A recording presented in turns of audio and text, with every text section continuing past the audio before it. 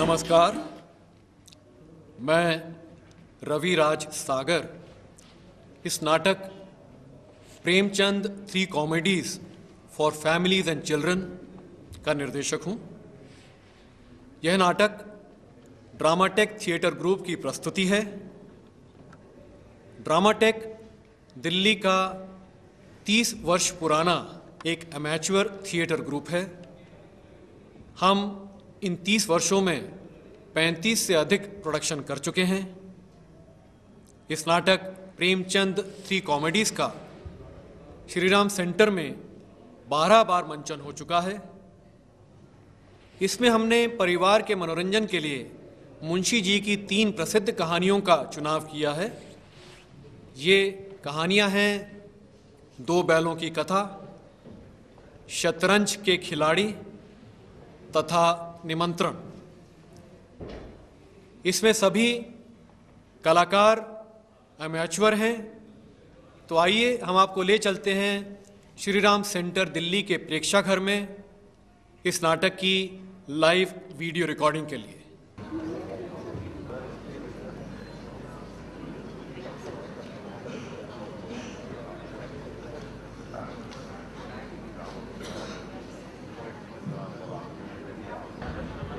हमारा आज शाम का नाटक कुछ ही देर में आरंभ होगा। मैं आप सबसे निवेदन करता हूं कि कृपया अपना मोबाइल फोन बंद कर लीजिए। नाटक के दौरान फोन पर बात ना करें। और ना ही प्रेक्षाघर से बाहर जाएं। बच्चों से मैं आग्रह करूंगा कि नाटक के दौरान बातचीत और चहल पहल ना करें। जिनकी गोद में शिशु हैं उनसे निवेदन है कि कृपया उन्हें बालकनी में ले जाइए। नाटक की कुल अवधि 90 मिनट की है। दूसरे एकांकी के बाद 10 मिनट का मध्यांतर होगा। नाटक का प्रायोजन किया है ONGC ने। समर्थन प्राप्त हुआ है साहित्य कला परिषद दिल्ली से।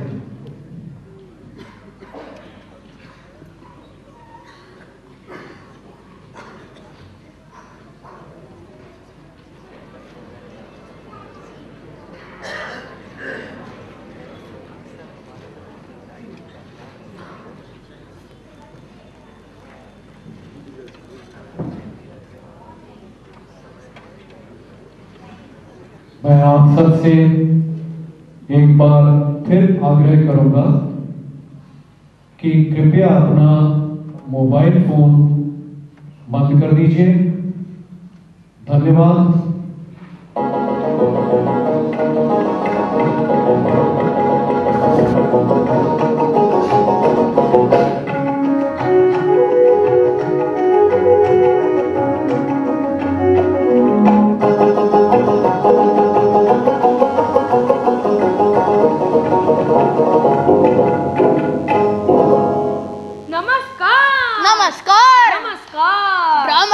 लाए हैं इस बार आपके लिए कहानियाँ दो चार नहीं 3 सरकार। हाँ, प्रेमचंद की कलम का उपहार। मेरे माने है सारा संसार। तो आइए लोग जन नर नार, ले चले आपको झूरी के द्वार। जिसके हैं 2 बैल दमदार, जिनसे करता वो असीम प्यार। तो मार हाथ 2-4 जोरदार। तनिक जल्दी कीजिए सरकार, अन्यथा जनता उठा लेगी गदा। सुनाई वो कहानी जिसमें है प्रेम, हास्य और व्यथा। प्रेमचंद जी की 2 बैलों की कथा।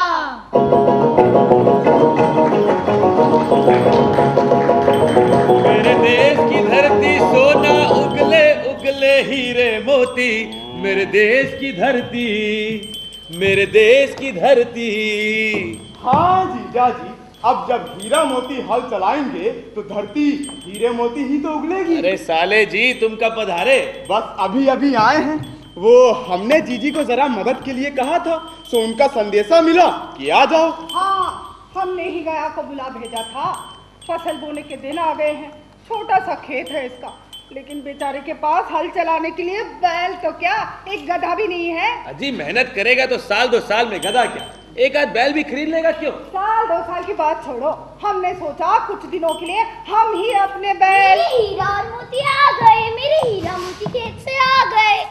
अब मैं इनके साथ खेलूंगी, इन्हें चारा भूसा खिलाऊंगी। मुन्नी बिटिया, एक बात बताओ, तुम मुझसे अधिक प्रेम करती हो या हीरा मोती से? बाबा, आप भी तो मुझसे अधिक इन दोनों को प्रेम करते हैं, है ना? देखो बिटिया, बनाने वाले ने भी क्या दस्तूर बनाया है। कहीं तो हम जानवरों के साथ अन्याय करते हैं। जैसे गधे पे बोझा लादते हैं तो इतना लादते हैं कि उसकी कमर ही तोड़ दें। और वो भी सर झुकाए अपना नसीब खुशी खुशी स्वीकार कर लेता है। और कहीं हम उनसे इतना प्रेम करते हैं कि अपनों को भी जलन हो जाए। हाँ हाँ, हीरा मोती तो जैसे तुम दोनों की दिल की धड़कन है। एक बात सुन ले, वो हमने गया से वायदा किया है कि वो इन दोनों पशुओं को ले जा करके अपनी खेत की खुदाई करवा सकता है। अम्मा, मैं नहीं जाने दूंगी इन दोनों को कभी। कैसे नहीं जाने देगी तू? अपनी पढ़ाई लिखाई का तो कुछ ख्याल ही नहीं, बस दिन भर इन नालायक जानवरों के साथ खेलती रहती है। जमुना देवी, ये क्या कह रही हो? हीरा मोती में तो इसकी जान बसती है। तुम चुप रहो जी, हमने एक बार कह दिया तो कह दिया। कल सवेरे गया इनको अपने घर ले जाएगा। अभी चलो पूजा करके भोजन कर लो।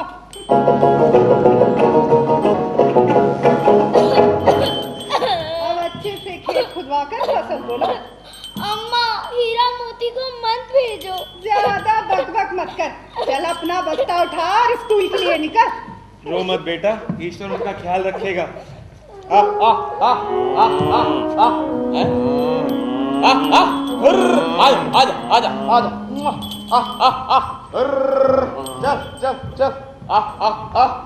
अरे जरा तेज पैर दौड़ाओ, ये गधे की चाल से क्या चल रहे हो?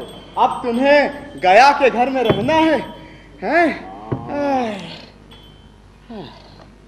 मोती, इसके साथ जाने का बिल्कुल मन नहीं होता। जाने मालिक ने हमें बेच दिया है।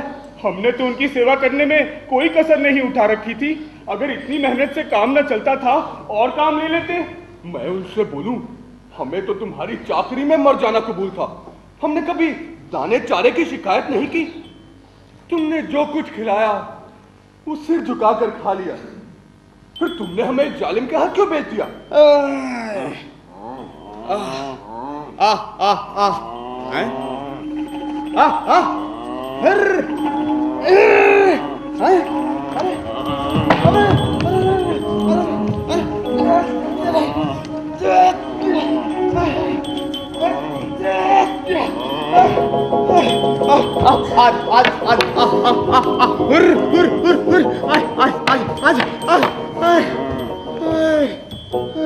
तुम्हें तो किसी काम पे भेजना ही गुनाह है।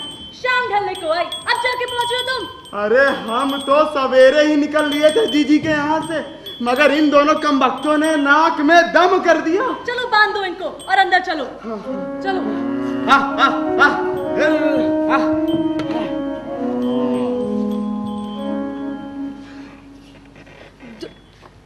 दिन भर के भूखे थे बेबस जानवर, जब नांद में लगाए गए दोनों मगर तो एक ने भी उसमें मुंह न डाला। याद आता था उनको चारा घर वाला। दिल भारी हो रहा है, कुछ खाने का मन नहीं कर रहा। जिसे अपना घर समझ रखा था वो आज हमसे छूट गया। ये नया घर, नया गांव, नए आदमी, सब बेगाने से लगते हैं। कुछ समय ऊँघ लो, जब गांव में सोता पड़ जाए तो। समझ गया रे। दोनों ने एक दूजे को कनखियों से देखा। बोले आओ बदल डाले किस्मत का लेखा। आंखों ही आंखों में कर ली सलाह कि अभी लेट जाओ यहाँ इसी जगह। और जब गांव में सोता पड़ गया तो डाले भगवा, मारे यूं जोर और भाग लिए दोनों घर की ओर।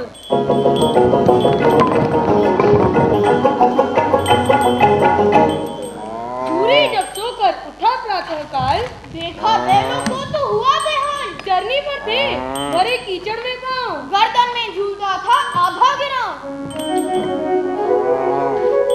मुन्नी, मुन्नी बिटिया, देखो तो कौन आया है। मेरे हीरा मोती। अरे देखो, हीरा और मोती वापस आ गए।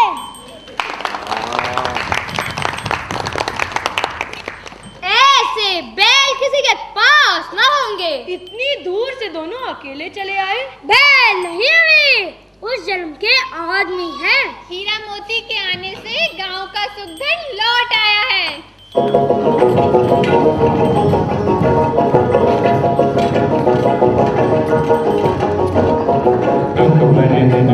भैया अब सुख आयो रे, जीवन में नया लायो। ओ दुख भरे दिन बीते भैया अब सुख आयो रे, जीवन में नया लायो। ओए दुख भरे दिन बीते भैया, बीते भैया।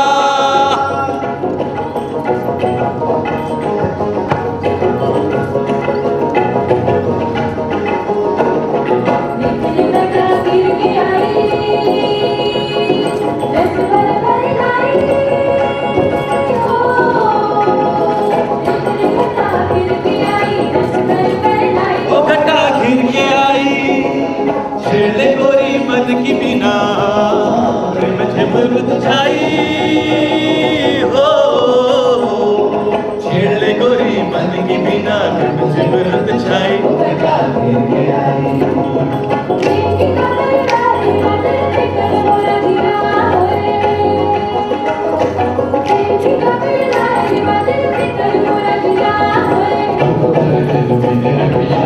अब सुख आयो रे,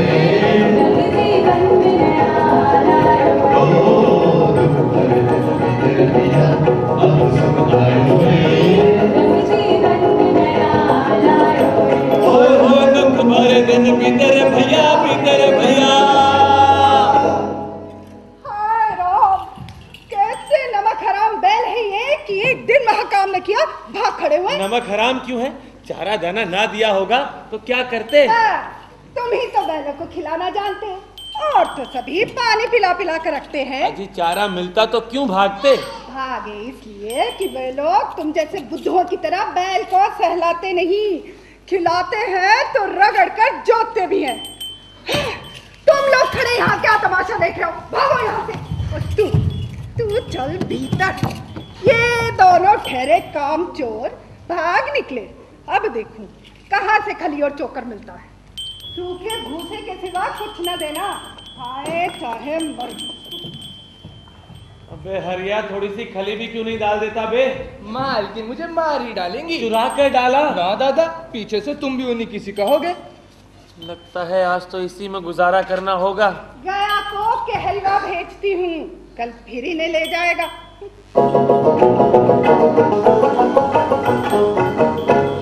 अफसोस, अगले दिन फिर आया गया, ले गया बैलों को, बेरहम बिन गया। लो चमेली की अम्मा, ले आया फिर से इन कमबख्तों को। इस बार इनको मोटी रस्सी से बांधो। जे खाओगे महाराज?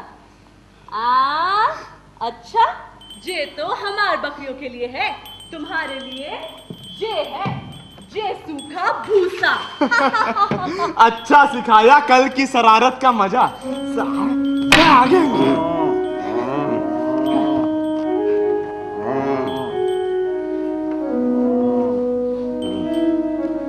मोती भाई, ऐसा अपमान तो कभी ना हुआ। झूरी तो हमें फूल की छड़ी से भी ना छूता था, यहाँ मार पड़ी और खाने को मिला सूखा भूसा।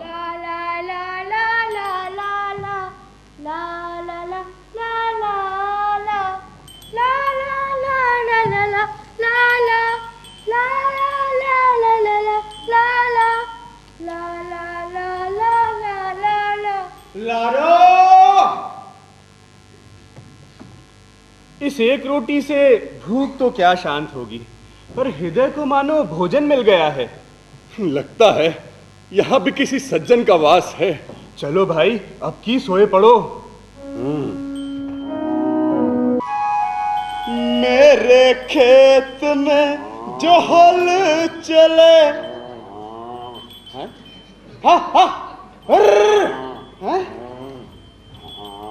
अरे भाई लोगों, हिलते क्यों नहीं? खेत में क्या तुम्हारी पूजा करने के लिए लाया हूं?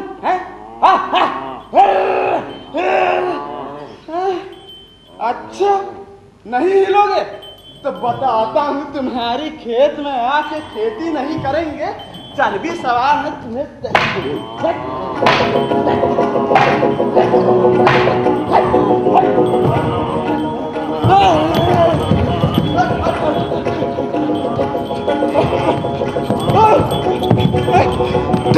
अभी तेरी ऐसी मरम्मत कराऊंगा क्या?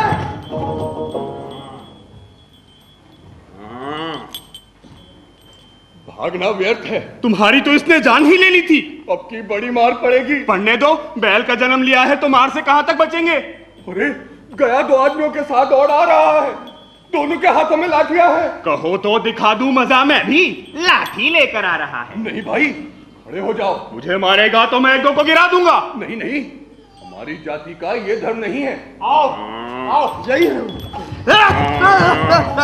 पीछे पीछे पीछे आ जाओ, बस बस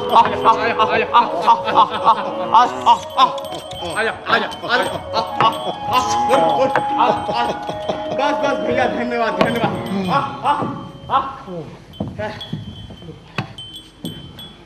आज फिर मिला उनको वही सूखा भूसा, ना खाया उन्होंने, ना छुआ जरा सा। ला ला ला ला ला ला ला ला ला ला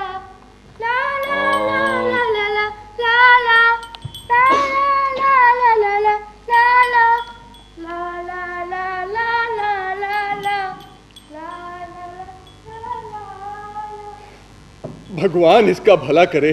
ये अनाथ लड़की इस घर में काम करती है और हमारी तरह मालिक मालकिन की मार खाती है। तभी तो इसको हमसे आत्मीयता है, फिर भी इसकी एक एक रोटी से कितने दिन चलेगा? अब तो नहीं सहा जाता हीरा। क्या करना चाहते हो? एक हाथ को सींगों पर उठाकर फेंक दूंगा। लेकिन जानते हो वो प्यारी लड़की जो हमें रोटियां खिलाती है उसी की लड़की है जो इस घर का मालिक है। वो बेचारी अनाथ हो जाएगी। तो फिर मालकिन को फेंक दूं, वही तो इस लड़की को मारती है। लेकिन औरत जात पर सींग चलाना मना है, ये भूल जाते हो। तुम तो किसी तरह निकलने ही नहीं देते। बताओ, तुड़ाकर भाग चले? हाँ, ये मैं स्वीकार करता, मगर इतनी मोटी रस्सी टूटेगी कैसे? इसका एक उपाय है। पहले रस्सी को थोड़ा चबा लो, फिर एक झटके में जाती है।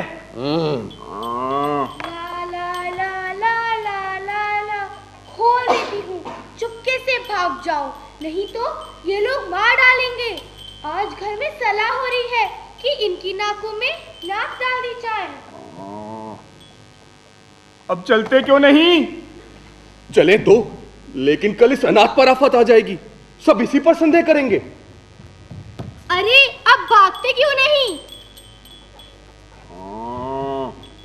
दादा दादा, दोनों की कमाले में भागे जा रहे हैं। हुर हुर हुर, दादा दादा, दोनों में भागे जा रहे हैं। हुर हुर हुर, दादा दादा, दोनों में भागे जा रहे हैं। जल्दी दौड़ो। पकड़ो पकड़ो पकड़ो! अरे मेरे पैर, मेरे पैर भाग रहे हैं, पकड़ो! कोई रोको रोको मेरे पैर! अरे मेरे पैर भाग रहे हैं, मेरे पैर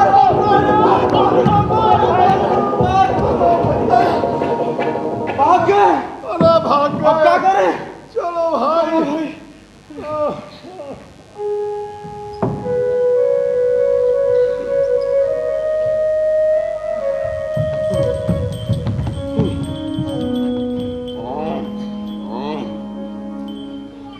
मालूम होता है राह भूल गए। तुम भी बेतहाशा भागे, वहीं उसे मार गिराना था। उसे मार गिराते तो दुनिया क्या कहती? वह अपना धर्म छोड़ दे, पर हम अपना धर्म क्यों छोड़े? कई दिनों की भूख है भाई। सामने खेत में मटर खड़ी है, आओ चल ले।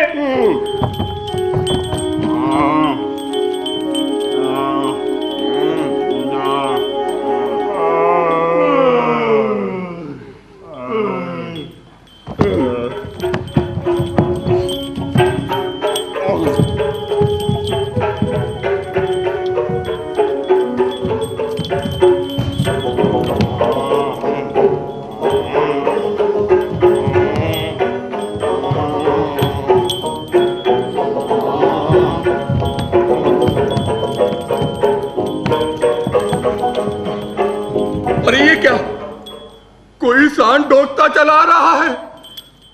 हाँ, सांड ही है। बुरे फंसे, जान बचेगी, कोई उपाय सोचो। अपने घमंड में फूला हुआ है, आरज़ू बिनती ना सुनेगा। भाग क्यों ना चले? भागना कायरता है। तो फिर यही मरो, बंदा तो 9 तो 11 होता है। और जो दौड़ाए। तो फिर कोई उपाय सोचो, जल्दी। उपाय? हाँ, उपाय ये है कि उस पर दोनों एक साथ चोट करें। मैं आगे से रगेता हूं, तुम पीछे से रगे दो। दोहरी मार पड़ेगी तो भाग खड़ा होगा। मेरी ओर झपटे तो तुम बगल से उसके पेट में सींग घुसेड़ देना। जान जोखिम में है, पर दूसरा उपाय नहीं है।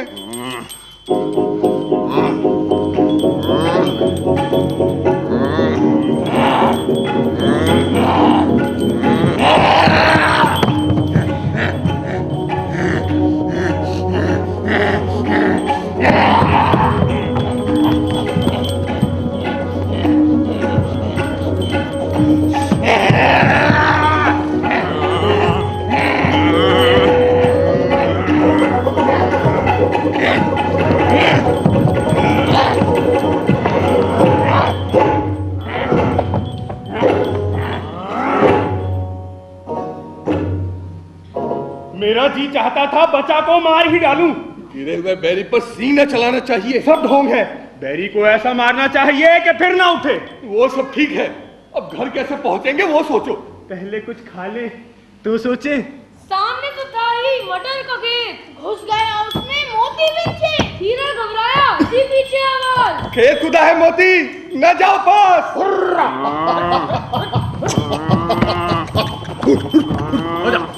सीधा हुआ खेत था, अब मोती पछताया। निकलूंगा कैसे, ये सोच घबराया। भागा तो कीचड़ में खुर लगी धंसने। उसे मुश्किल में देख के लोग लगे हंसने।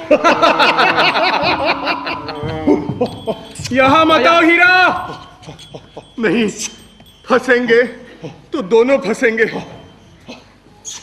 बंद कर दो इनको कांजी हाउस के अंदर।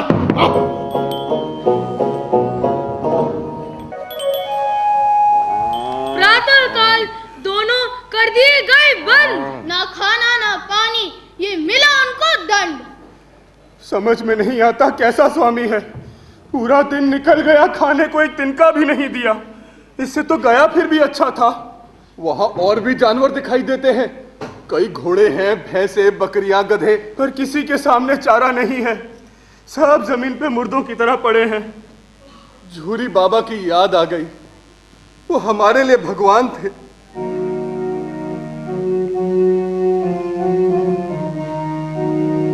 झूठा मालिक का घर, घर से हुए हम बेघर। झूठा मालिक का घर, घर से हुए हम बेघर।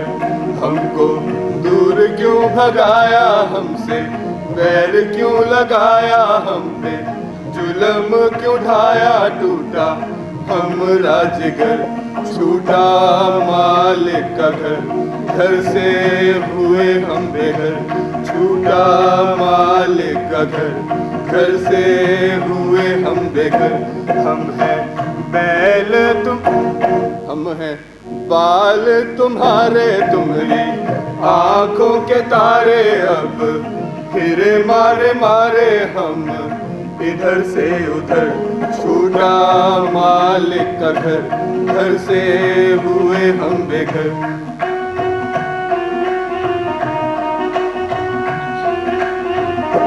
आवे याद तुम्हारी फूटी किस्मत मारी, ढूंढे तुमको बेचारी हम दो की नजर। छूटा मालिक का घर, घर से हुए हम बेघर।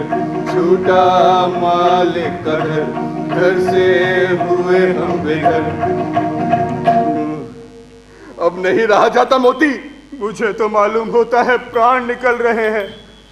आओ आओ दीवार तोड़ डालें। मुझसे तो अब कुछ ना होगा। बस इसी बूते पर अकड़ते थे, सारी अकड़ निकल गई। लो मैं तोड़ कर दिखाता हूं दीवार।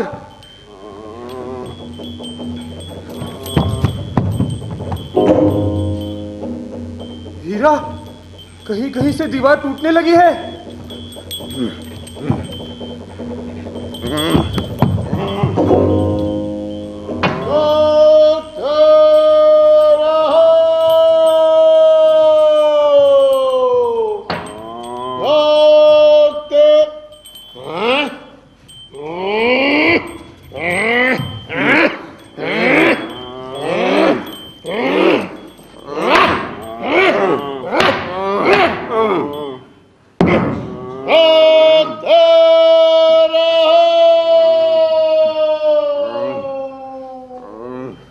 आखिर मार खाई, क्या मिला?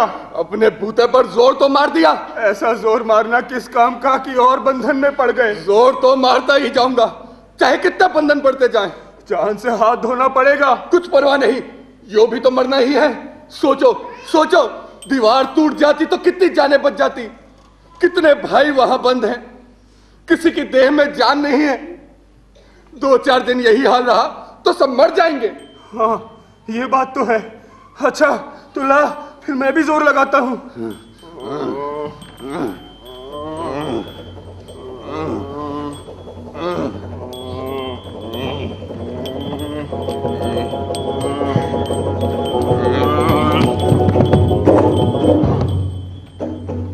बस एक आध चोट और हीरा, देख कहीं कहीं से दीवार टूटने लगी है।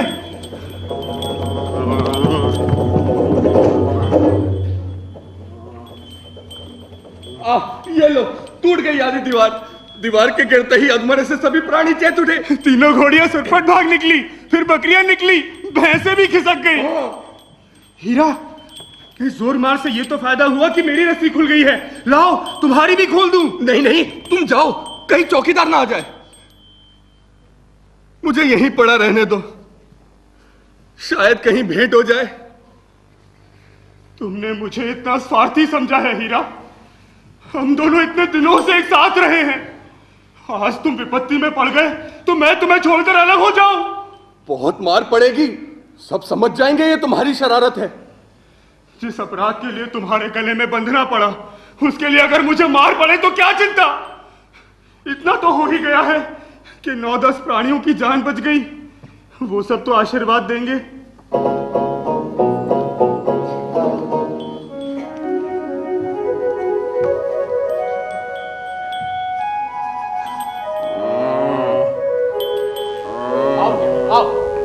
आओ, देखो, तोड़ दी सारी दीवार, भाग गए सारे जानवर। बड़े उद्दंड बैल हैं, नाक में दम कर रखा है। इनको सबक सिखाना चाहिए, इनका दाना पानी बंद कर दो।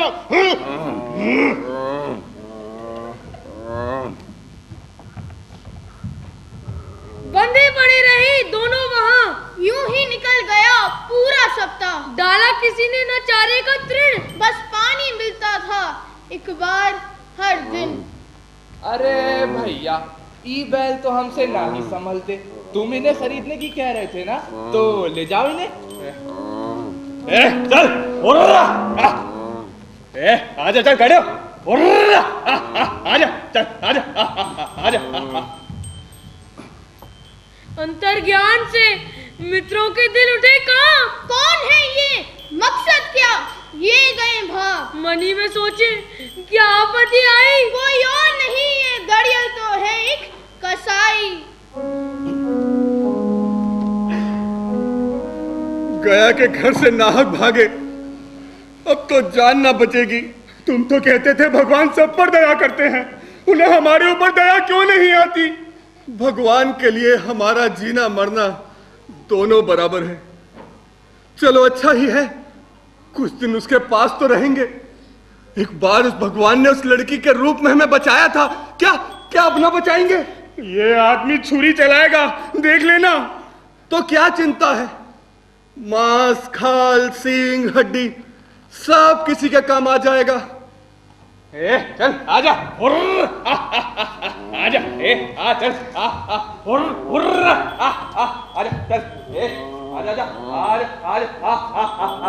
आजा।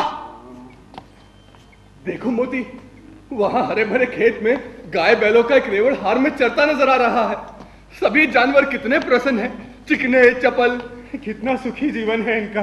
पर कितने स्वार्थी हैं सब, किसी को परवाह नहीं कि उनके 2 भाई बधे के हाथों पड़े कैसे दुखी हैं। आजा, आजा।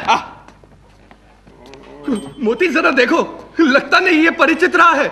हाँ, इसी रास्ते से तो गया हमें ले गया था, वही खेत, वही बाग। ये लो, अपना ही हार आ गया। इसी कुएं पर हम पुर चलाने आया करते थे। हाँ, यही कुआं है, हमारा घर नजदीक आ गया है। भगवान की दया है। अब तो मैं घर भागता हूँ। ये जाने देगा? इसे मैं मार गिराता हूँ। अरे नहीं, दौड़कर थान तक चलो, वहां से हम आगे जाएंगे। अरे मेरे पैर भाग लिए।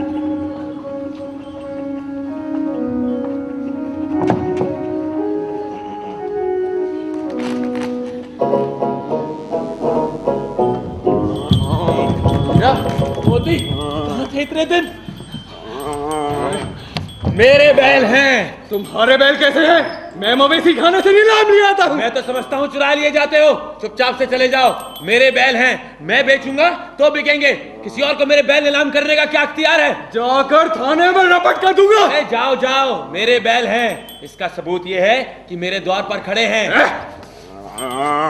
चल।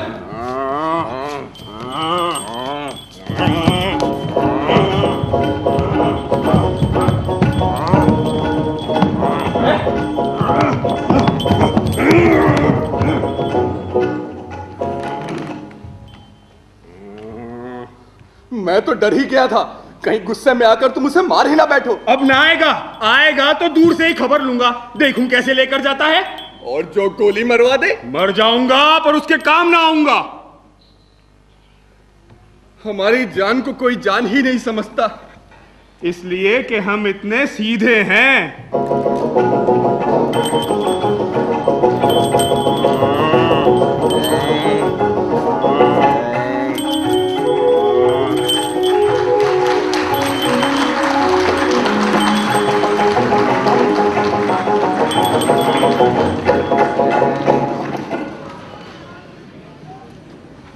एक बार फिर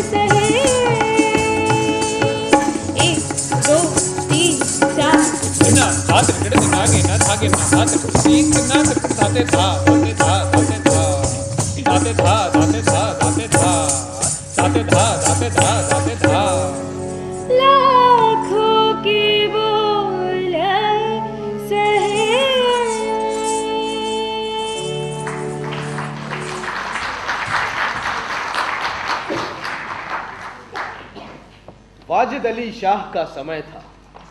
लखनऊ विलासिता के रंग में डूबा हुआ था। छोटे बड़े अमीर गरीब सभी विलासिता में डूबे हुए थे। कोई नृत्य और गान की मजलिस सजाता था तो कोई अफीम की पिनक ही के मजे लेता था। सभी की आंखों में विलासिता का मद छाया हुआ था। तीतरों की लड़ाई के लिए पाली बंधी जा रही, चौरस बिछी हुई है। कहीं शतरंज का घोर संग्राम छिड़ा हुआ है। राजा से लेकर रंग तक सभी इसी धुन में मस्त थे। शतरंज, ताश, गंजीफा खेलने में बुद्धि तीव्र होती है, विचार शक्ति का विकास होता है, पेचीदा मसलों को सुलझाने की आदत पड़ती है। ये दलील जोर के साथ पेश की जाती है। इसलिए अगर मिर्जा सज्जाद अली और मीर रोशन अली अपना अधिकांश समय बुद्धि तीव्र करने में व्यतीत करते थे तो किसी विचारशील पुरुष को भला क्या आपत्ति हो सकती थी। प्रातः काल दोनों मित्र नाश्ता कर बिसात बिछाकर बैठ जाते, मोहरे सज जाते और लड़ाई के दाव पेच होने लगे। फिर खबर ना रहती कब दोपहर हुई, कब तीसरा पहर और कब शाम। घर के भीतर से बार बार बुलावा आता, खाना तैयार है। और यहाँ से जवाब मिलता, चलो आते हैं, दस्तरखान बिछा। यहां तक कि बावर्ची विवश होकर कमरे में ही खाना रख जाता और दोनों मित्र दोनों काम साथ साथ करते। घर के नौकर चाकर नित्य द्वेषपूर्ण टिप्पणियां किया करते। बड़ा मनहूस खेल है, घर को तबाह कर देता है। खुदा ना करे किसी को इसकी चाट पड़े। आदमी दीन दुनिया किसी के काम का नहीं रहता, ना घर का ना घाट का। बुरा रोग है। मिर्जा की बेगम को तो इससे इतना द्वेष था कि नौकरों पर वो अपना गुस्सा उतारती रहती थी। क्या पान मांगे हैं? कह दो आकर ले जाएं। खाने की भी फुर्सत नहीं है। ले जाकर खाना सिर पर पटक दो, खाए चाहे कुत्ते को खिलावे। एक दिन बेगम साहिबा के सर में दर्द होने लगा। हिरिया, जाकर मिर्जा साहब को बुला लो, किसी हकीम के यहाँ से दवा लाएं। दौड़, जल्दी कर। नवाब साहब जी, बेगम साहिबा कह रही हैं कि उनके सर में दर्द है, हकीम के यहाँ से दवा ले आइए। चलो अभी आते हैं।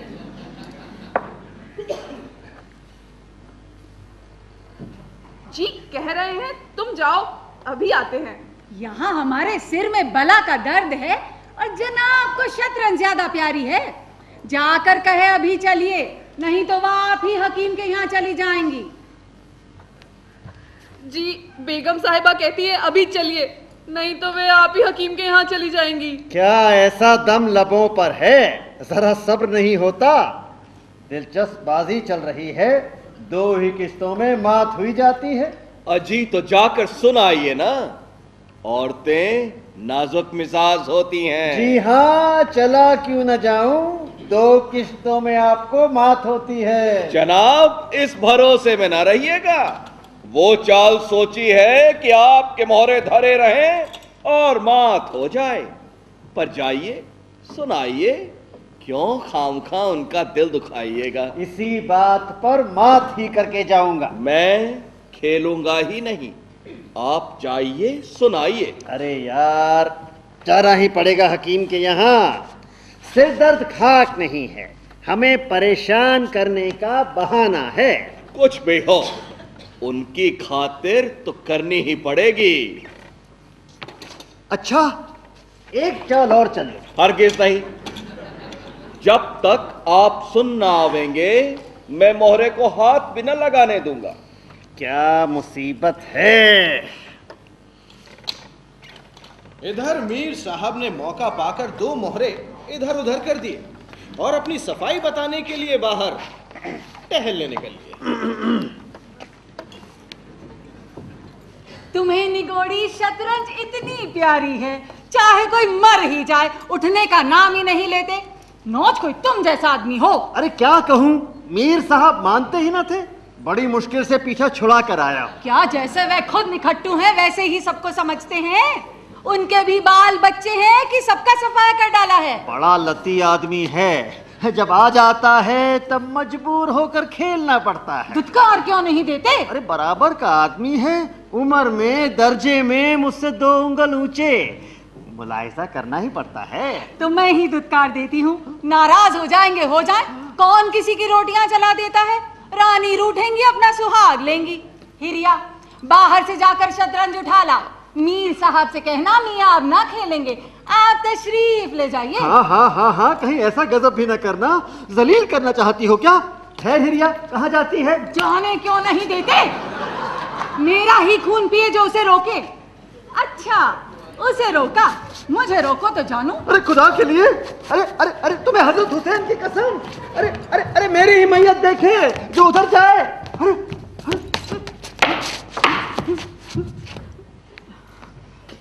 तुमने गजब किया।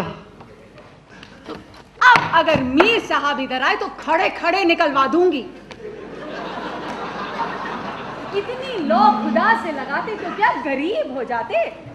आप तो यहाँ शतरंज खेलें और मैं वहाँ चूल्हे चक्की के फिक्र में सिर खपाऊं। बोलो, जाते हो हकीम के यहाँ कि अब भी तामुल है? जाता हूँ। इतना परेशान क्यों होती हो?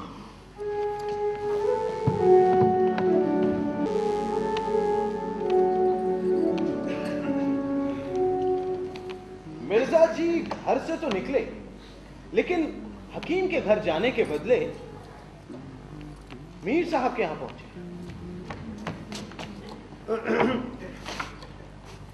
मैंने तो जब बोहरे बाहर आते देखे तभी ताड़ गया, फौरन भागा। बड़ी गुस्सेवर मालूम होती है, मगर आपने उन्हें यो सर पर चढ़ा रखा है, ये मुनासिब नहीं। उन्हें इससे क्या मतलब कि आप बाहर क्या करते हैं? घर का इंतजाम करना उनका काम है, दूसरी बातों से उन्हें क्या सरोकार। खैर ये तो बताइए कि अब कहाँ जमाव होगा? इसका क्या गम, इतना बड़ा घर पड़ा हुआ है, बस यहीं जमे। हाँ, लेकिन बेगम साहिबा को कैसे मनाऊंगा? जब घर पर बैठा रहता था तब तो वो इतना बिगड़ती थी, अगर यहाँ बैठक होगी तो शायद जिंदा ना छोड़ेंगी। अजीब बकने भी दीजिए, 2-4 रोज में आप ही ठीक हो जाएंगी। आप तो बस इतना कीजिए कि आज से जरा तन जाइए। हाँ। मीर साहब के दीवान खाने में शतरंज होने लगी और मीर साहब दिन भर घर में रहने लगे तो उनकी बेगम साहिबा को बड़ा कष्ट होने लगा। उनकी स्वाधीनता में बाधा पड़ गई। इधर नौकर चाकरों में भी कानाफूसी होने लगी। अब तक दिन भर पड़े पड़े मक्खियां मारा करते थे, लेकिन अब 8वें पहर की धौंस हो गई। कभी पान लाने का हुक्म होता तो कभी मिठाई लाने का, और हुक्का अजी हुक्का तो किसी प्रेमी के हृदय की भांति नित्य जलता ही रहता था। हुजूर, मियाँ की शतरंज तो हमारे जी का जंजाल हो गई है। दिन भर दौड़ते दौड़ते पैरों में छाले पड़ गए हैं। अरे ये भी कोई खेल है कि सुबह को बैठे तो शाम कर दी। घड़ी आप घड़ी दिल बहलाव के लिए खेल लेना बहुत है। खैर हमें तो कोई शिकायत नहीं, हुजूर के गुलाम हैं, जो हुक्म होगा बजा ही लावेंगे। मगर ये खेल मनहूस है। मैं तो खुद इसे पसंद नहीं करती, पर वो किसी की सुनते ही नहीं। अब क्या किया जाए? जब हमारे रईसों का ये हाल है तो मुल्क का तो खुदा ही हाफिज। ये बादशाहत शतरंज के हाथों तबाह होगी। आसार बुरे हैं।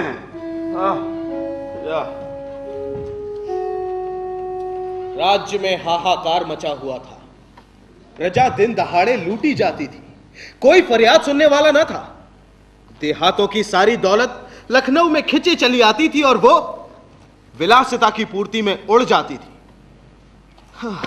खैर, मीर साहब के दीवान खाने में शतरंज होते महीने गुजर गए। एक दिन दोनों मित्र बैठे शतरंज की दलदल में गोते लगा रहे थे कि तभी घोड़े पर सवार एक बादशाही फौज का अफसर मीर साहब का नाम पूछता आ पहुंचा। मीर साहब घर पे हैं? ये क्या बला सर पर आई? ये तलबी किस लिए हुई? अब खैरियत नजर नहीं आती। कह तो घर पर नहीं है। जी हुजूर। या अल्लाह, खुदा खैर करे। मीर साहब घर पे नहीं है। घर पे नहीं है तो कहाँ है? ये मैं नहीं जानता। क्या काम है? काम तुझे क्या बतलाऊं? हुजूर से तलबी है, शायद फौज के लिए कुछ सिपाही मांगे गए हैं। जागीरदारी है या दिल लगी? मोड़ से पर जाना पड़ेगा तो आटे दाल का भाव मालूम हो जाएगा।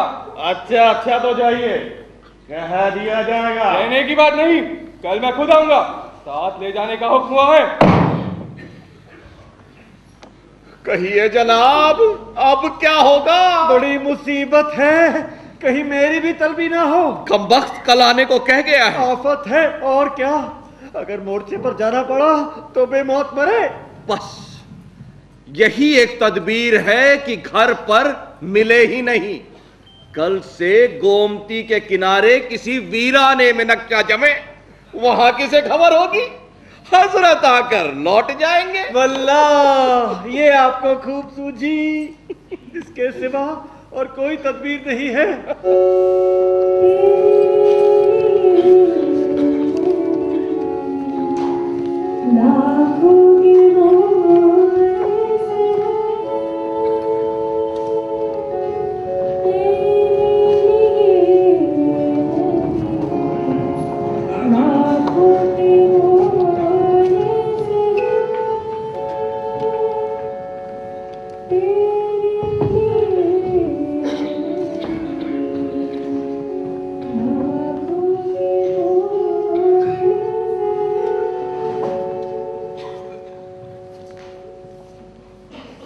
दिन से दोनों मित्र मुंह अंधेरे घर से निकल खड़े होते, बगल में एक छोटी सी दरी दबाए डिब्बे में गिलोरियां भर गोमती पार कर एक पुरानी वीरान मस्जिद में चले जाते।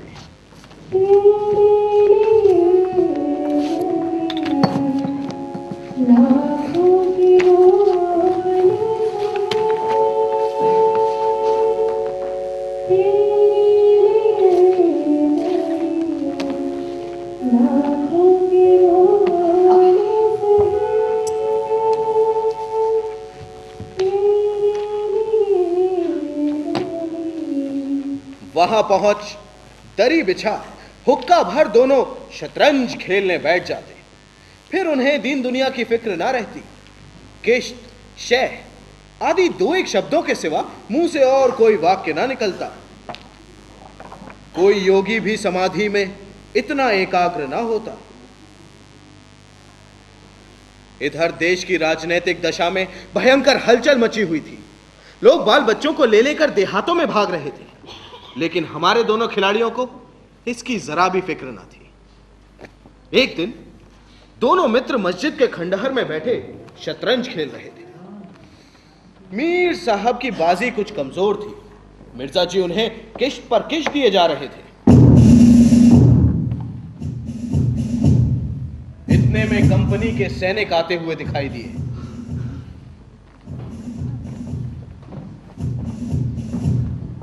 ये गोरों की फौज थी जो लखनऊ पर अधिकार जमाने के लिए आ रही थी। अंग्रेजी फौज आ रही है, खुदा खैर करे। आने दीजिए, किश्त बचाइए। लो ये किश्त। तो खाना भी है, कोई 5000 आदमी होंगे।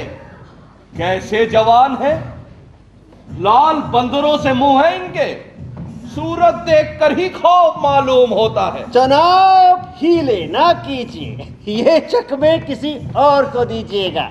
ये किश्त। आप भी बड़े अजीब आदमी हैं। यहां शहर पर आफत आई हुई है और आपको किश्त की सूची है।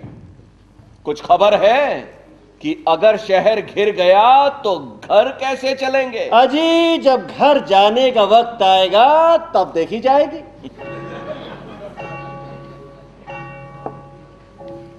ये किश्त बस, अब की शहर में मात है। फौज निकल गई। सुबह के 10 बजे का समय था। बाजी फिर बिछ गई। आज खाने की कैसे ठहरेगी? अजी आज तो रोजा है। क्या आपको भूख ज्यादा मालूम होती है? जी नहीं, शहर में न जाने क्या हो रहा है। शहर में कुछ न हो रहा होगा। लोग खाना खा खा कर आराम से सो रहे होंगे। हजूर नवाब साहब भी अपनी ऐशगाह में होंगे।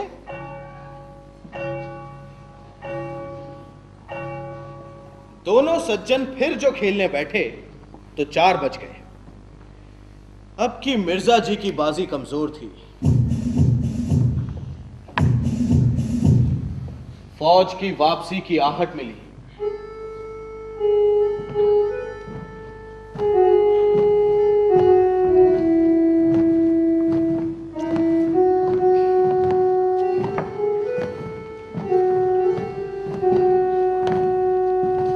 नवाब वाजिद अली शाह पकड़ लिए गए थे और सेना उन्हें किसी अज्ञात स्थान पर लिए जा रही थी।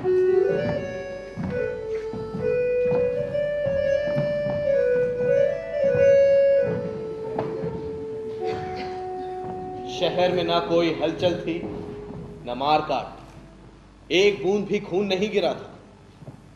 आज तक किसी स्वाधीन देश के राजा की पराजय इतनी शांति से इस तरह खून बहे बिना ना हुई होगी। यह अहिंसा ना थी जिस पर देवगढ़ प्रसन्न होते हैं। यह कायरपन था जिस पर बड़े से बड़े कायर आंसू बहाते हैं। अवध के विशाल देश का नवाब बंदी बना चला जाता था और लखनऊ ऐश की नींद में मस्त था। ये राजनीतिक अधःपतन की चरम सीमा थी। हुजूर, नवाब साहब को जालिमों ने कैद कर लिया। होगा। ये लीजिए किश्त। जनाब जरा ठहरिए, इस वक्त इधर तबीयत ठीक नहीं लगती। बेचारे नवाब साहब तो इस वक्त खून के आंसू रो रहे होंगे। रोया ही चाहे, ये ऐश वहां कहां नसीब होगा। आप किश्त बचाइए। किसी के दिन बराबर नहीं जाते। कितनी दर्दनाक हालत है। हाँ सो तो है ही, बस अब की किश्त में मात है, बच नहीं सकते। खुदा की कसम आप बड़े बेदर्द हैं। इतना बड़ा हादसा देखकर भी आपको दुख नहीं होता? हाय करीब वाजिद अली शाह। पहले अपने बादशाह को तो बचाइए, फिर नवाब साहब का मातम कीजिएगा। ये किश्त और ये मात, लाना हाथ। अल्लाह अकबर, अल्लाह अकबर। आइए नवाब साहब के मातम में मरसिया कह डालें। अकबर अल्लाह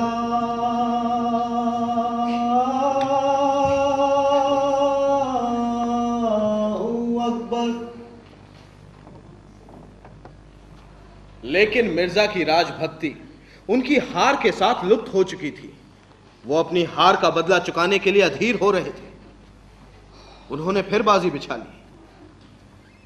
हार की चोट बुरी होती है।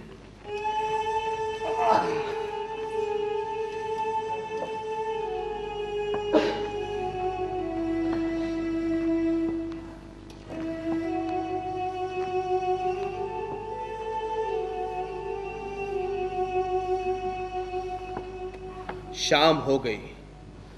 खंडहर में चमगादड़ों ने चीखना शुरू किया। अब आबीले आकर अपने घोंसलों में चिपटी, लेकिन हमारे दोनों खिलाड़ी डटे हुए थे, मानो खून के प्यासे दो सूरमा आपस में लड़ रहे हो। मिर्जा जी लगातार 3 बाजियां हार चुके थे और इस चौथी बाजी का रंग भी कुछ अच्छा ना था। ज्यों ज्यों बाजी कमजोर पड़ती, धैर्य हाथ से छूटता जाता था।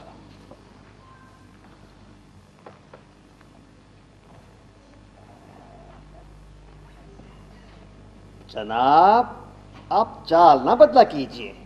ये क्या कि चाल चली और फिर उसे बदल दिया जाए। जो कुछ चलना है एक बार में चल दीजिए।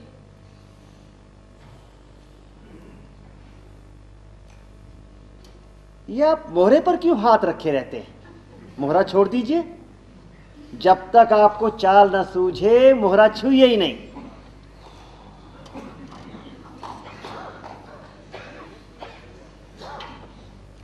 आप एक एक चाल आध घंटे में चलते हैं। इसकी सनत नहीं। जिसे एक चाल चलने में 5 मिनट से ज्यादा लगे उसकी बात समझी जाए। ये फिर आपने चाल बदली।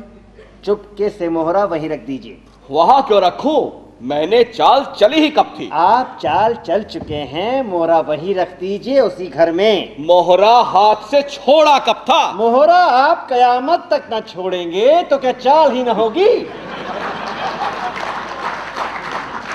फर्जी पिटता देखा तो धांधली करने लगे। धांधली आप करते होंगे। हार जीत तकदीर से होती है, धांधली करने से कोई नहीं जीतता। तो फिर इस बाजी में आपकी मात हो गई। मेरी क्यों मात होने लगी? तो फिर आप मोहरा वहीं रख दीजिए जहां पहले रखा था। वहां क्यों रखूं? नहीं रखता। क्यों ना रखिएगा, आपको रखना होगा। किसी ने खानदान में शतरंज खेली होती तब तो उसके कायदे जानते। वो तो हमेशा घास छीला किए, आप शतरंज क्या खेलिएगा? रियासत और चीज है। जागीर मिल जाने ही से कोई रईस नहीं हो जाता। क्या घास आपके अब्बाजान छीलते होंगे? यहां तो पीढ़ियों से शतरंज खेलते चले आए हैं। अजी जाइए भी। गाजीउद्दीन हैदर के यहाँ बावर्ची का काम करते करते उम्र गुजर गई। आज रईस बनने चले हैं। रईस बनना कोई दिल लगी नहीं। क्यों अपने बुजुर्गों के मुंह पर कालिख लगाते हो? बावर्ची का काम वे करते होंगे।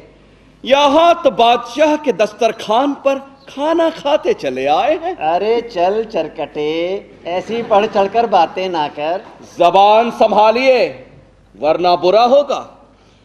मैं ऐसी बातें सुनने का आदी नहीं। यहां तो किसी ने आंखें दिखाई कि हमने आंखें निकाली। है हौसला? आप मेरा हौसला देखना चाहते हैं तो फिर आइए, आज दो दो हाथ हो जाएं, इधर या उधर। तो यहां तुमसे दबने वाला कौन है?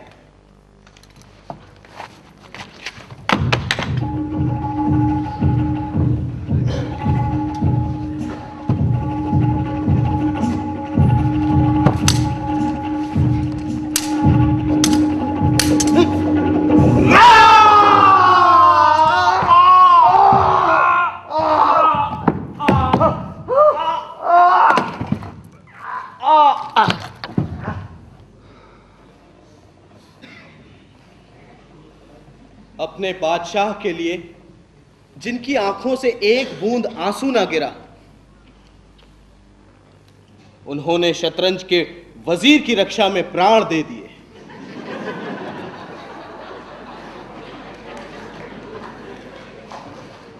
शाम हो गई थी, बाजी बिछी हुई थी। दोनों बादशाह अपने अपने सिंहासन पर बैठे मानो इन वीरों की मृत्यु पर रो रहे हो। चारों तरफ सन्नाटा छाया हुआ था। खंडहर की टूटी हुई दीवारें, गिरी हुई मेहराबें और धूल धूसरित मीनारें इन लाशों को देखती और अपना सर धुनती थी।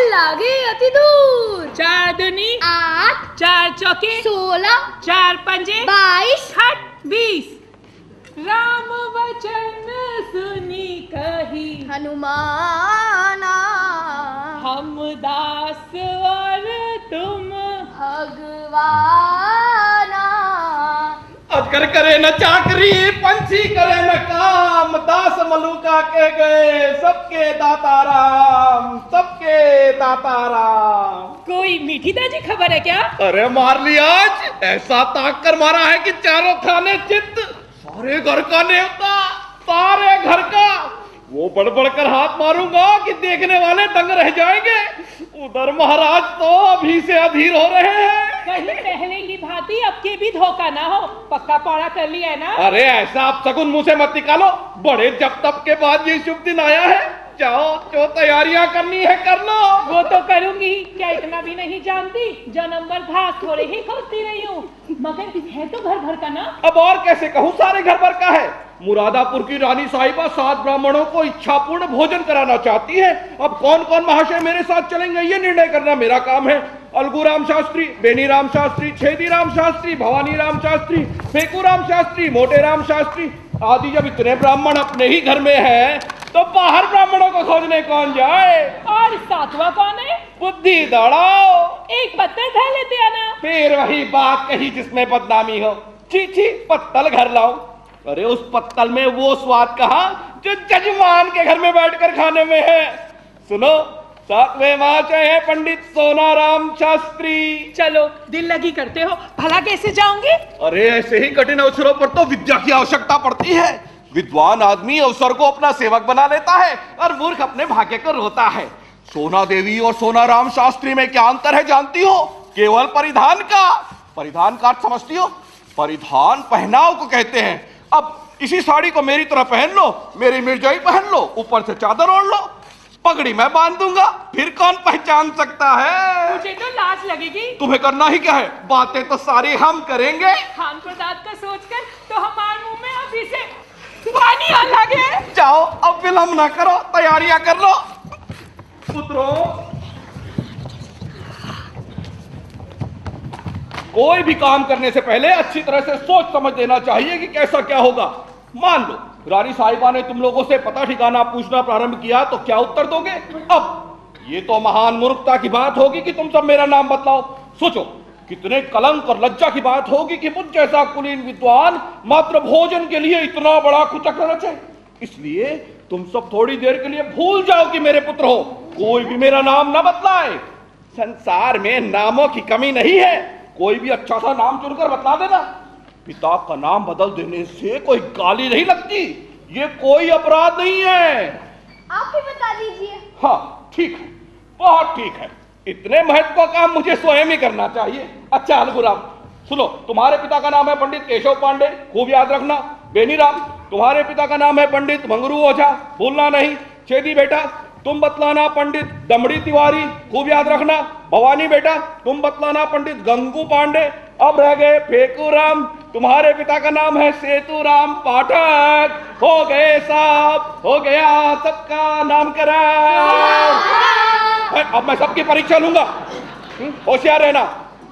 अलगुराम तुम्हारे पिता का नाम बताओ। पंडित केशव पांडे। बेनीराम तुम्हारे पिता का नाम। दमड़ी तिवारी। ये तो मेरे पिता का नाम है। मैं तो भूल गया। भूल गए? ब्राह्मण के पुत्र होकर एक नाम याद नहीं रख सकते, बड़े दुख की बात है। यहाँ मुझे 5 नाम याद है और तुम्हें एक नाम याद नहीं। सुनो, तुम्हारे पिता का नाम है पंडित मंगरू ओझा। मोटे राम जी घर पर हो? अरे ये दुष्ट कहाँ से आ टपका, धूर्त मीलों दूर से भोजन सूंघ लेता है। गिरधर गोपाला, गिरधर गोपाला। क्यों भाई, अकेले ही अकेले? लगता है आज कोई गहरा हाथ मारा है। कैसी बातें करते हो मित्र, ऐसा तो कभी हुआ ही नहीं कि मुझे कोई निमंत्रण मिला हो और मैंने तुम्हें सूचना न दी हो। कोई ना कोई बात तो मित्र अवश्य है, नहीं तो ये बालक क्यों जमा है? तुम्हारी इन्हीं बातों पर मुझे बड़ा क्रोध आता है। बालकों की परीक्षा ले रहा हूँ, ब्राह्मण के पुत्र हैं, 4 अक्षर पढ़े बिना इन्हें कौन पूछेगा। क्या कह रहे हो बाल गोपाल, हमें भी सुना। अरे ये अभी क्या बताएगा, दिन भर खेलता है। हमको तो याद है पंडित सेतुराम पाठक, हम याद भी कर ले, इस पर भी कहते हैं हरदम खेलता है। नहीं बेटा, तुम खूब पढ़ते हो, तुमने अपना पाठ याद कर लिया है। बेटा ये सेतुराम पाठक कौन है? तुम भी बालकों की बातों में आ जाते हो, सुन लिया होगा किसी का नाम। जा अंदर जाकर खेल। अच्छा आप पाठ पढ़ाइए और परीक्षा लीजिए, मैं जाता हूं। तुम इतने स्वार्थी हो मोटे राम, इसका मुझे गुमान तक ना था। आज तुम्हारी मित्रता की परीक्षा हो गई। गिरधर गोपाला, गिरधर गोपाला पालना। पुत्रो चलो शुरू हो जाओ। अलगुराम तुम्हारे पिता का नाम। पंडित केशव पांडे। बेनीराम तुम्हारे पिता का नाम बताओ। पंडित मंगरू ओझा। छेदी बेटा तुम बताओ। पंडित दमड़ी तिवारी। भवानी बेटा तुम। पंडित गंगू पांडे। अब रह गए फेकूराम, तुम्हारे पिता का क्या नाम है बेटा? बता तो दिया, उस पर भी कहते हैं पढ़ता नहीं। एक बार हमें भी बता दो बेटा। पंडित सेतुराम पाठक तो है। बहुत खूब, हमारा बेटा तो बड़ा राजा है। आज तुम्हें अपने ही साथ बिठाएंगे और सबसे अच्छा माल तुम्ही का खिलाएंगे। जाओ अब बाहर जाकर खेलो। ए जी हमें भी कोई नाम बता दो। तुम्हारा नाम है पंडित मोहन स्वरूप सुकुल।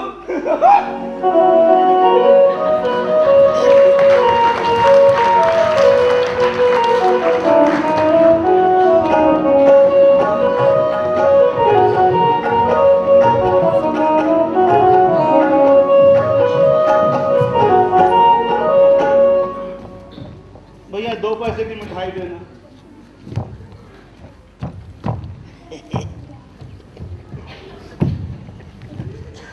क्यों बेटा, कहाँ न्योता है? चिंतामणि। अरे अरे उसे कहाँ लिए जाते हो, धूर्त कहीं का दुष्ट। चिंतामणि मैं कह देता हूँ, इसका नतीजा अच्छा नहीं होगा, फिर कभी किसी निमंत्रण में साथ लेकर नहीं जाऊंगा। अरे उसे उतार दो, भला चाहते हो तो उसे उतार दो, उसे उतार दो। और क्यों बेटा, कहाँ न्योता है? बता दे तो मिठाई दोगे ना? हाँ दूंगा, बताओ। रानी के यहाँ। कहाँ की रानी? क्या मैं नहीं जानता, कोई बड़ी रानी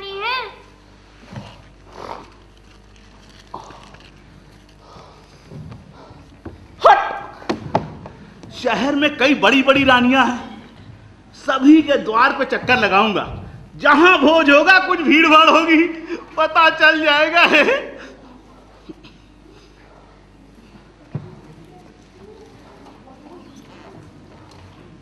अरे मित्र, गिर कैसे पड़े? यहां तो कहीं गड्ढा भी नहीं है। तुमसे क्या मतलब? तुम बालक को ले जाओ और जो पूछना चाहो पूछो। मैं ये कपट व्यवहार नहीं करता, दिल लगी की थी, तुम बुरा मान गए। चल उठ तो बैठ। गिरधर ओह, मैं सच कहता हूँ, मैंने कुछ नहीं पूछा। चल झूठा। अरे जनेऊ हाथ में लेकर कहता हूँ। तुम्हारी शपथ का विश्वास नहीं। तुम मुझे इतना धूर्त समझते हो? इससे भी कहीं अधिक। तुम गंगा में डूब कर भी अगर शपथ खाओ तो भी तुम्हारा विश्वास ना अरे आए। दूसरा ये बात कहता तो मुंह जुगाड़ लेता। तो फिर आ जाओ। अरे पहले पंडिताइन से तो पूछा। तुम क्यों नहीं पूछाते अपनी पत्नियों से? तीन तीन बैठा रखी है। मैं चाहे 100 ब्याह रचाऊं, तुमसे क्या? और उनके नाम भी क्या अपने चरित्र अनुसार रखे हैं?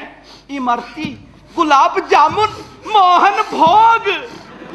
अरे 100 लगन लगाओगे तो पूरी हलवाई की दुकान हो जाएगी।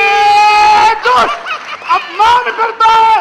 ये देख, महाबली विक्रम बजरंगी, भूत पिशाच निकट नहीं आवे। जय जय जय हनुमान गोसाई। प्रभु राखिए लाज हमारी। हट, ये हनुमान चालीसा में नहीं है। ये हमने स्वयं रचा है। ये क्या तुम्हारी तरह रटंत विद्या है? जितना कहो उतना रच दे। अबे हम अगर रचने पे आ जाएं तो एक दिन में 1 लाख स्तुतियां रच डाले, परंतु इतना अवकाश किसे?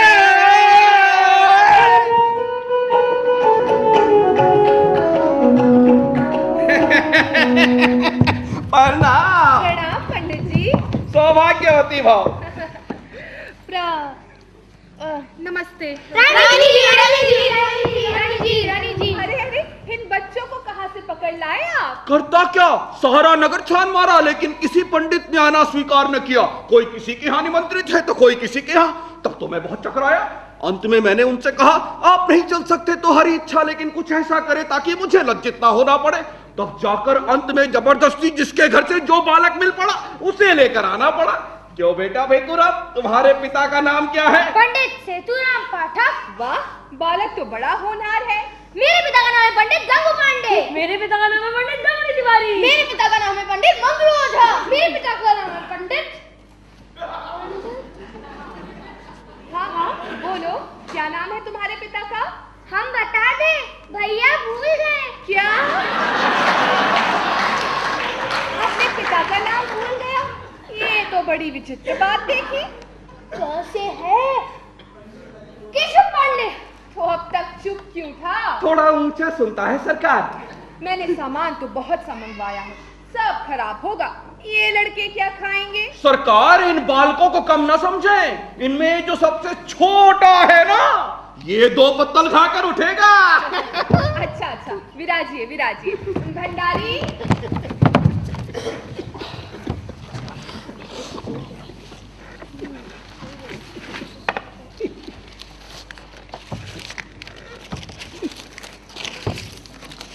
निमंत्रण तो आए दिन मिलते रहते हैं, पर ऐसे उत्तम पदार्थ कभी सामने नहीं आए। चिंतामणि जी की याद आ गई। वो होते तो रंग जम जाता, उनके बिना रंग फीका रहेगा। यहाँ और कौन है जिससे मैं लांग डांग करूं? वे मुझे ललकारते, मैं उन्हें ललकारता, और उस उमंग में पत्तलों की क्या गिनती। हमारे देखा देखी ये बालक गण भी डर जाते। बड़ी भूल हो गई, ये ख्याल मुझे पहले नहीं आया। रानी साहिबा से पूछूं, बुरा तो न मानेंगी। कुछ भी हो, एक बार कोशिश तो करनी ही चाहिए। सरकार, आज्ञा हो तो कुछ कहूं? कहिए पंडित जी, क्या किसी वस्तु की कमी है? नहीं सरकार, किसी बात की नहीं। ऐसे उत्तम पदार्थ तो मैंने कभी देखे भी न थे। सारे नगर में आपकी कीर्ति फैल जाएगी। मेरे एक परम मित्र पंडित चिंतामणि जी है, आज्ञा हो तो उन्हें भी बुला लूं। बड़े ही सद्विचार और कर्मनिष्ठ ब्राह्मण हैं। उनके जोड़ का इस शहर में दूसरा कोई नहीं।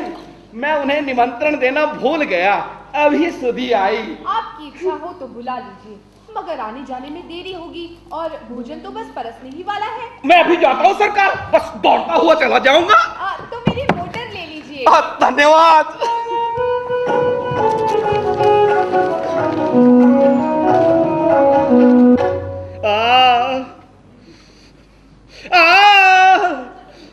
जिस प्राणी को मैं अपना परम हितैषी समझता था, जिसके लिए मैं अपने प्राण भी देने को तैयार रहता था, आज उसी ने मेरे साथ बेवफाई की। अरे बेवफाई नहीं की, उठा के दे मारा। अरे पंडित मोटे राम के घर से क्या जाता था? अगर वे अपने साथ अपने परम मित्र चिंतामणि को ले जाते तो क्या रानी साहेब उन्हें दुत्कार देती? स्वार्थ के आगे कौन किसको पूछता है?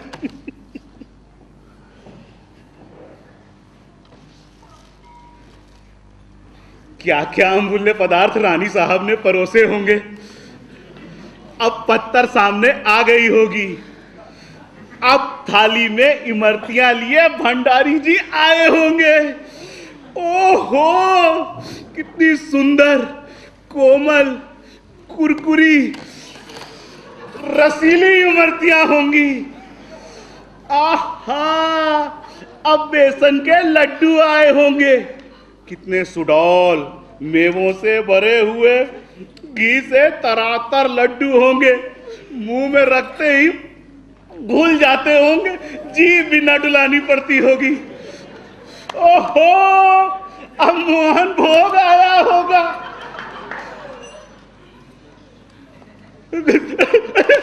अरे अरे दुर्भाग्य, मैं यहाँ पड़ा सड़ रहा हूँ और वहां ये बाहर। बड़े निर्दयी हो मोटे राम, तुमसे इस निष्ठुरता की आशा न थी। तू काहे इतना चिंता करत बा? पितृपक्ष तो आवत ही है। अरे ऐसा न जाने कितने आई है जई है, तू चिंता ना करो। आज न जाने किस अभागे का मुंह देखकर उठा था। अच्छा सुनो, जरा लाओ तो पतरा, देखो मुहूर्त कैसा चल रहा है। अब नहीं रहा जाता। अरे सारा शहर छान डालूंगा, कहीं तो मालूम पड़ेगा। नासिका तो दाहिनी चल रही है। अरे दुष्ट भोजन करके यहां मुझसे बखान करने आया है।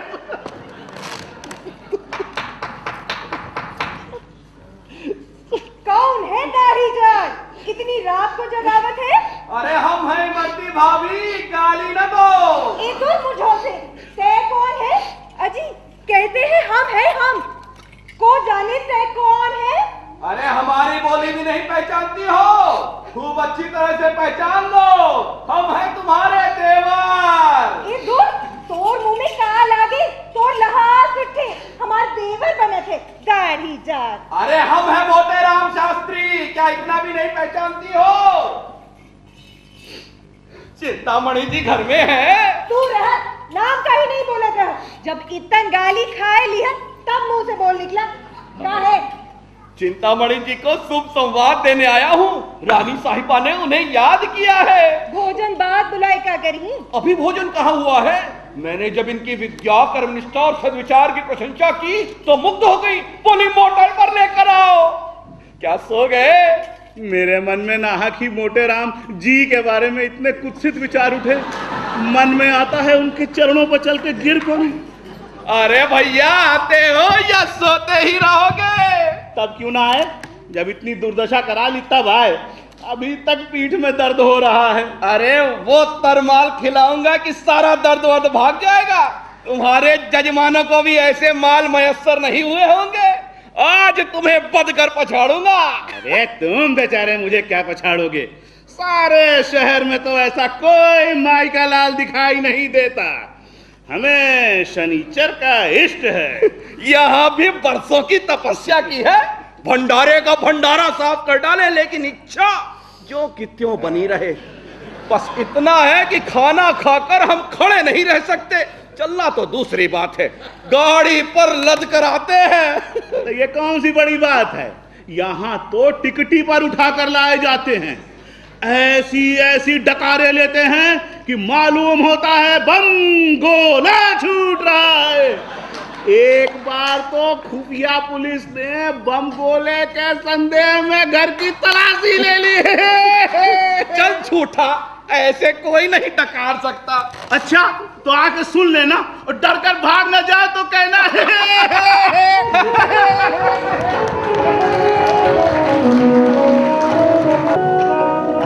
हे यशोदे तू बाल केशव मुरार नाम। प्रणाम पंडित जी, अपना मतलब कहिए। सरकार को आशीर्वाद देता हूँ कि सरकार ने इस दास चिंतामणि को निमंत्रित कर कितना अनुग्रहित किया, इसका बखान शेषनाग भी अपनी सहज जिह्वाओं द्वारा नहीं कर सकते। तो आप हैं पंडित चिंतामणि और ये आपके मित्र हैं पंडित मोतीराम शास्त्री। मित्र कहाँ भला, ये तो मेरा शिष्य है। अच्छा, तो ये आपके शिष्य हैं। सरकार, मैं अपने मुंह से अपनी बड़ाई नहीं करना चाहता, विद्वानों को नम्र होना चाहिए, पर जो यथार्थ है वह संसार जानता है। मेरे शिष्य भी बहुधा मेरे गुरु बन जाते हैं, पर मैं किसी से कुछ नहीं कहता, पर जो सत्य है वह सब जानते हैं। पंडित चिंतामणि तो बड़े साधु प्रकृति एवं विद्वान हैं, आप उनके शिष्य हैं, फिर भी वो आपको अपने शिष्य नहीं कहते। सरकार, मैं तो इनका दासानुदास हूँ। जगत तारिणी, मैं इनका चरण रज हूँ। पुत्र संहारिणी, मैं इनके द्वार का कुकर हूँ। महिषासुरमर्दिनी। अच्छा अच्छा अच्छा, आप दोनों ही संजय पूज्य हैं, एक से एक बढ़े हुए। हम विराजिए। भंडारी।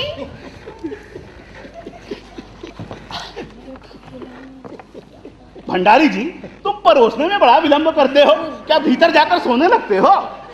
चुपाई मार बैठे रहो। अरे जान कुछ होई सब आई जाए, घबराए का नहीं हो। देखो तुम्हार सिवा और कानू जीवैया नहीं बैठा है। अरे भैया, भोजन के पहले थोड़ी देर सुगंध का स्वाद तो लो। जी, सुगंध गया चूल्हे में, सुगंध का स्वाद देवता लोग लिया करते हैं, अपने लोग तो भोजन करते हैं। अच्छा बताओ, पहले किस चीज पर हाथ फेरोगे? अरे मैं ऐसा करता हूँ, भीतर जाकर सारे पदार्थ एक साथ लिए आता हूँ। अरे धीरज धरो भैया, सब पदार्थों को आ जाने दो, ठाकुर जी का भोग तो लग जाए। अरे तो बैठे क्यों हो, तब तक भोग ही लगाओ, एक बाधा तो टले। लाओ मैं चटपट लगा देता हूँ, फिर देर करोगे। रहा एक दिन अवध अदारा, समझित दुख मन भयउ अपारा, कौशलेश दशरथ के आए, हम पितु वचन मानी बन आए। अरे कोई श्लोक याद आता है? कितनी बार कहा है कोई श्लोक मंत्र कविता कुछ याद रख के रखा करो, लेकिन तुम हो कि राम का नाम ही जप लो। राम भज राम भज रे मन, राम भज राम। उलट पलट लंका कपि जारी, कूद पड़ा तब सिंधु मजारी। राम भज रे मन, राम भज राम। यही पर जाकर सत्य स्नेहु, ते ही मिले ना कछु संदेह। राम भज रे मन, राम भज राम। जामवंत के वचन सुहाए, सुन हनुमान हृदय अति भाई। राम भज रे मन, राम भज राम। आज भोग लगाइए।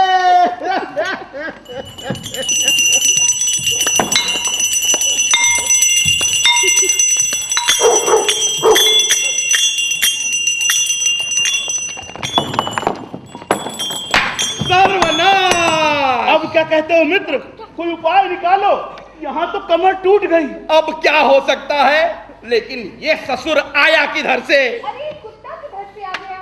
ये तो रोज बंधा रहता था, आज न जाने कैसे खुल गया। अब तो सारी रसोई भ्रष्ट हो गई। सरकार, आचार्यों ने इस विषय में कोई हर्ज नहीं है सरकार, कोई हर्ज नहीं है। भाग्य फूट गया, जोहत आधी रात बीत गई, तभी विपिनता फाट पड़ी। सरकार, कुत्ते के मुंह में अमृत होता है। सरकार, आज्ञा हो तो अब हम चले। हाँ, और क्या, मुझे बड़ा दुख है कि इस कुत्ते ने आज इतना बड़ा अनर्थ कर डाला, तो भी बड़ा गुस्ताख हो गया है। भंडारी, ये पत्थर उठाकर मेहतर को दे दो। हाँ। छाती फटी जाती है। मुझे तो इन बच्चों पर दया आ रही है, बेचारे कितनी देर देवोपम धैर्य के साथ बैठे हुए थे, बस चलता तो इस कुत्ते का गला तोड़ देती। ए जी, लड़कन का तो कोई दोष नहीं परत है, इन्हें काहे नहीं खवाए दे हत को। अरे मोटे राम महादुष्ट है, इसकी बुद्धि भ्रष्ट हो गई है। ऐसे तो बड़े विद्वान बने रहे, अब काहे नहीं बोलत बनत, मुंह में दही जम गया है, जीभ नहीं खुलत है। सत्य कहता हूँ, रानी को चकमा दे देता, उस दुष्ट के मारे सारा खेल बिगड़ गया, सारी अभिलाषाएं मन में रह गई। अब ऐसे पदार्थ कहाँ मिल सकते हैं? सारी मनसूई निकल गई, घर में ही गर्जे के शेर है। भंडारी, इन छोटे छोटे बच्चों का क्या दोष? ये क्यों भूखो रहे? क्यों फेंकू राम?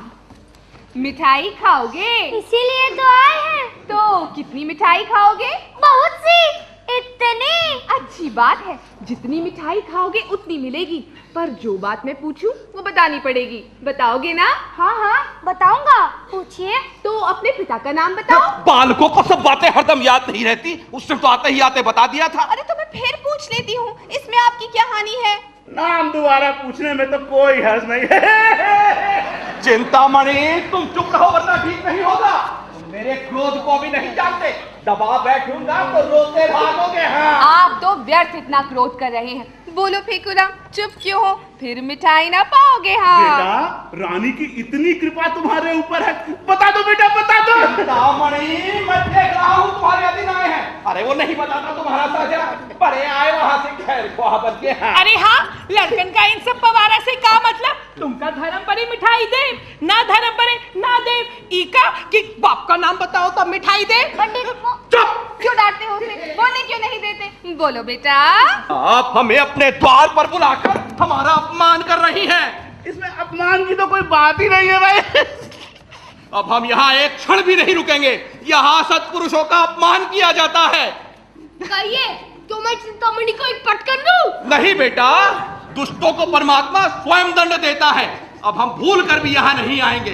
खिलाना न पिलाना, द्वार पर बुलाकर ब्राह्मणों का अपमान करना, अरे तभी तो इस देश में आग लगी हुई है। इसका बदला न लिया तो कहना। बड़ा झूठ है, मैं तो बालकों को देखते ही समझ गई थी। अरे अपनी स्त्री को भी भेष बदल कर लाते, उसे लज्जा ना आए? मुझे पोस रहे होंगे। मुझसे उड़ने चला था। मैंने भी कहा था, बच्चा तुमको ऐसी शिक्षा दूंगी कि उम्र भर याद रखोगे। टॉमी को बुला लिया। सरकार की बुद्धि धन्य है। विराजिए पंडित जी। भंडारी, भोजन लगाओ।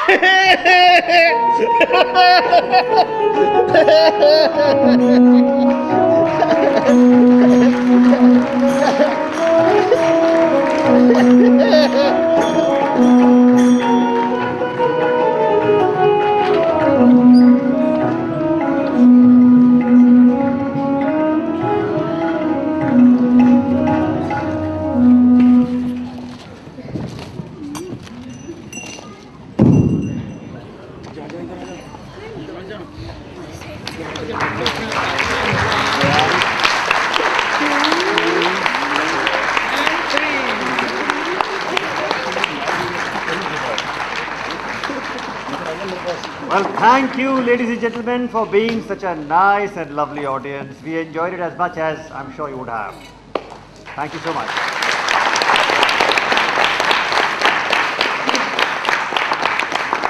Now I would like to request the director of these three plays which you have seen, Mr. Ravi Raj Sagar.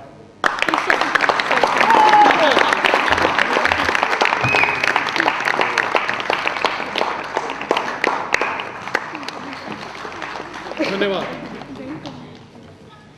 अब मैं आपको अपनी बैक स्टेज टीम से अवगत कराना चाहूंगा। सबसे पहले मैं स्टेज पर बुलाऊंगा श्री देवेंद्र गुप्ता को, जिन्होंने मेकअप किया था।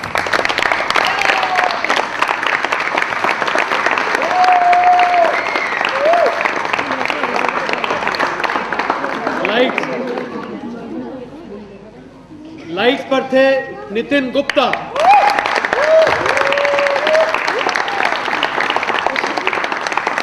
लाइट्स असिस्टेंट साची अग्रवाल।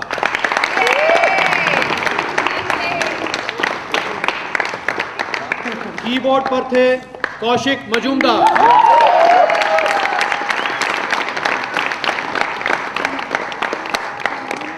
तबला वादक निशांत शर्मा।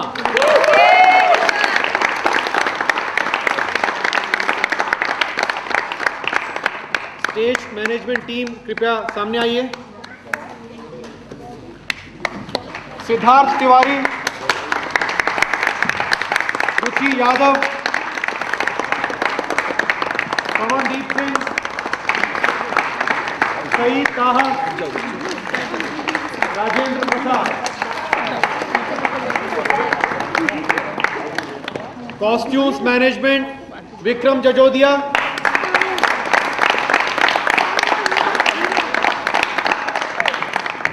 बॉक्स ऑफिस एवं hall management Ravi Malik.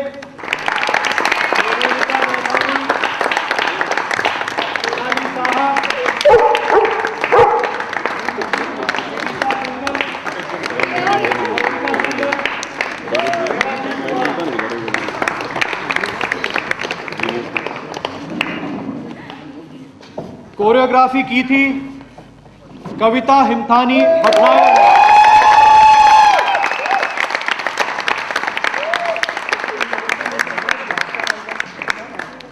Assistant directors मेघना ओझा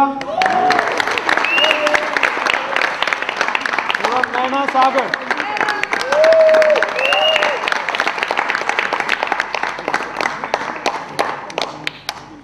production manager Sonu sombre.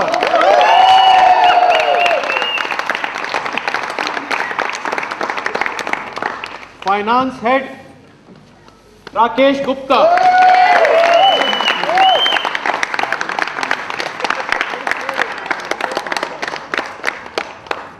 Costumes design properties एवं प्रोडक्शन कंट्रोलर प्रीति गुप्ता।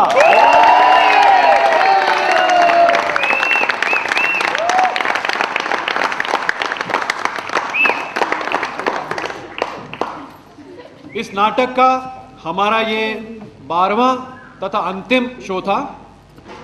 हमारा एक नाटक, अंग्रेजी नाटक एक और चल रहा है, द वीकेंड कॉकटेल। ये अंग्रेजी क्लासिक स्टोरीज पर आधारित है, जिनके लेखक हैं सॉमरसेट मॉम, रोल्ड डाल एवं शॉलम एलखैम। इसके 16 शो हो चुके हैं तथा अंतिम 2 शो 15 और 16 दिसंबर को अलायंस फ्रांसे ऑडिटोरियम लोधी रोड में खेले जाएंगे। कृपया वो नाटक भी देखने आइएगा। उसके टिकट bookmyshow.com पर उपलब्ध है। आज की शाम हमारे साथ बिताने के लिए धन्यवाद। शुभ रात्रि।